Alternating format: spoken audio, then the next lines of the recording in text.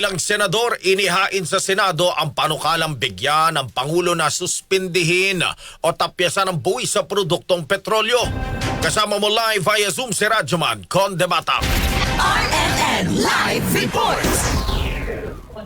Naghain nga sa Senado ang dalawang senador ng panukalang batas na layong bigyan ng kapangyarihan ng Pangulo na suspendihin o bawasan ang buwis sa mga produktong petrolyo sa bansa. Sa mga nakalipas na araw ay umaaring na ang mga motorista sa ng pagtaas ng presyo ng mga langis at petroleum products bunsod ng giyera sa Middle East. Inihain ni Senator Lori Legarda ang Senate Bill No. 1842 habang inihain naman ni Senator Cheese Escudero ang Senate Bill No. 1938 na parehong isinusulong ang pagbibigay ng pangyarihan sa Pangulo na suspendingin o bawasan ang parehong excise tax at value-added tax o VAT sa produktong petrolyo. Sa panukalan ni Legarda, irerekomenda ng Development Budget Coordination Committee o DBCC at Department of Energy ang pagbibigay ng naturang kapangyarihan sa Presidente at maaaring tumagal ng 70 araw kung hindi pa ang suspensyon o pagbawas sa mga produktong petrolyo. Depende yan sa kasalukuyang sitwasyon. Sa ilalim ng panukala naman ni Escudero, maaaring tapyasan ng Pangulo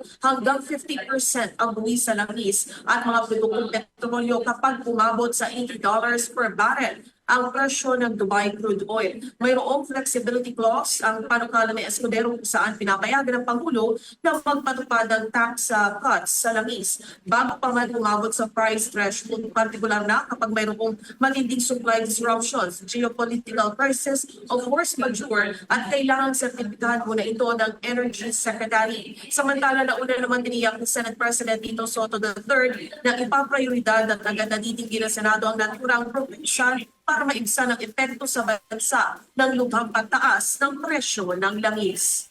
Kasama mo sa DZXL RMN Manila, Radyoman Condebata, Tatak, RMN.